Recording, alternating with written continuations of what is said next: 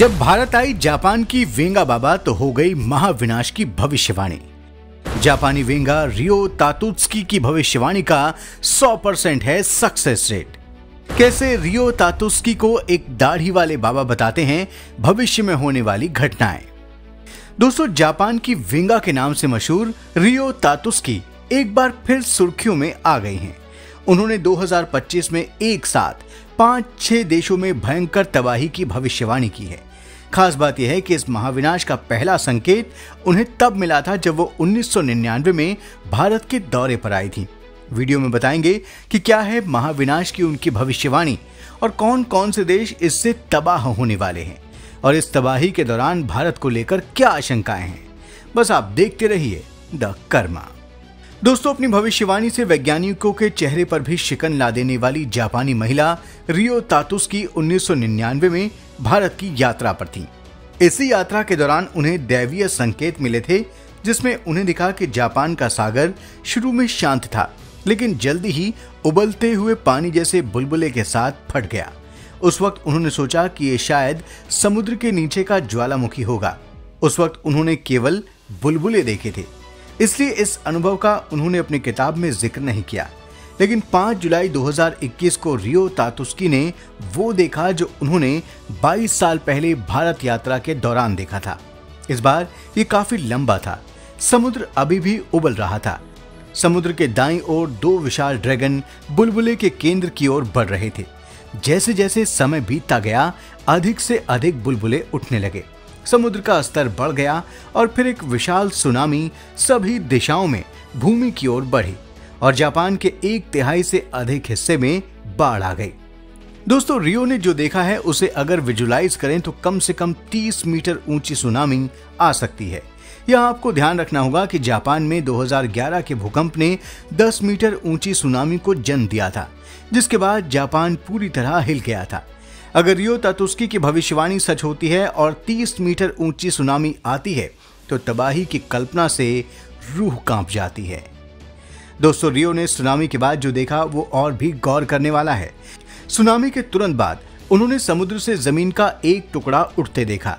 ये नई जमीन जापान, ताइवान, हांगकांग और फिलीपींस को जोड़ रही है। रियो तातुत्सुकी ने भविष्यवाणी को लेकर जो रेखा चित्र बनाए उसके मुताबिक ये सुनामी जापान के 1/3 हिस्से को निगल जाएगी।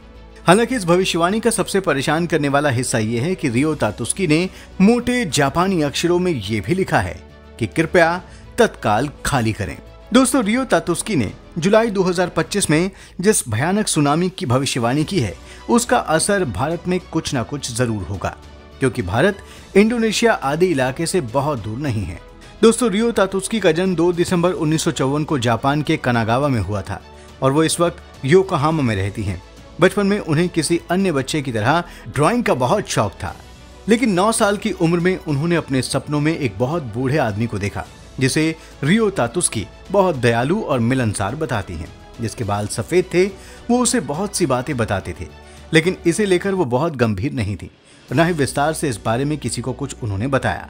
वो एक ड्राइंग आर्टिस्ट के रूप में अपने करियर को आगे बढ़ा रही थी, लेकिन 24 नवंबर 1976 को उनके जीवन में नाटकीय बदलाव आया। उस रोज आए सपने में मशहूर बैंड क्वीन के प्रमुख गायक फ्रेडी मर्करी का अचानक निधन हो गया।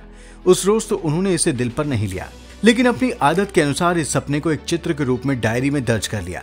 लेकिन जब 15 साल बाद 24 नवंबर 1991 को फ्रेडी मर्करी की मृत्यु हो गई तो रियो तातुत्सुकी को यह सुनकर आश्चर्य हुआ। ये खबर न केवल उनके सपने जैसी थी, बल्कि समाचार रिपोर्ट में इस्तेमाल किए गए शब्द भी वही थे।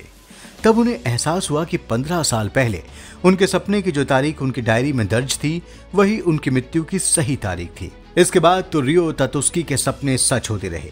31 अगस्त 1992 को रियो तातुत्सुकी ने सपना देखा कि वो एक लंबे गलियारे वाले यूरोपीय महल में टहल रही हैं। गलियारे के अंत में गोरी महिला की पेंटिंग लगी हुई है, जिसके हाथ में एक बच्चा था और उस पर डायना लिखा हुआ था। 5 साल बाद उसी दिन जिस दिन उसका सपना आया था, यानी 31 अगस्त को राजकुमारी डायना की एक दुखद दुर्घटना में मृत्यु हो गई। दोस्तों, रियो तातुत्सुकी के सपने 5, 10 या 15 साल बाद हकीकत बनते हैं, लेकिन किसी किसी सपने में घटना का सटीक वर्ष भी मिलता है। जैसे 2 जनवरी 1995 को उन्हें बूढ़े आदमी का एक और सपना आया।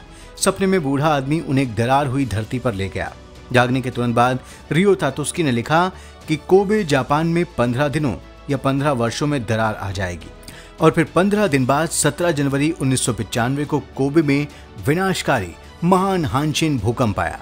कोविड-19 महामारी को लेकर भी रियो तातुस्की ने अपनी डायरी में पहले ही लिख दिया था। अपनी डायरी में रियो तातुस्की ने लिखा था कि साल 2020 में एक वायरस आएगा और कम होने के बाद 10 साल बाद फिर लौट कर आएगा। दोस्तों, रियो तातुस्की ने जुलाई में जिस महासुनामी की भविष्यवाणी की है उसे लेकर आपका क्या अनुमान है? क्या उनकी यह भविष्यवाणी वैज्ञानिक आधार पर भी पुष्ट होती हुई दिख रही है? कमेंट बॉक्स में जरूर लिखें। इस वीडियो को लाइक और शेयर करें, चैनल को सब्सक्राइब करें और नोटिफिकेशन के लिए बेल आइकन दबाना बिल्कुल ना भूलें। धन्यवाद।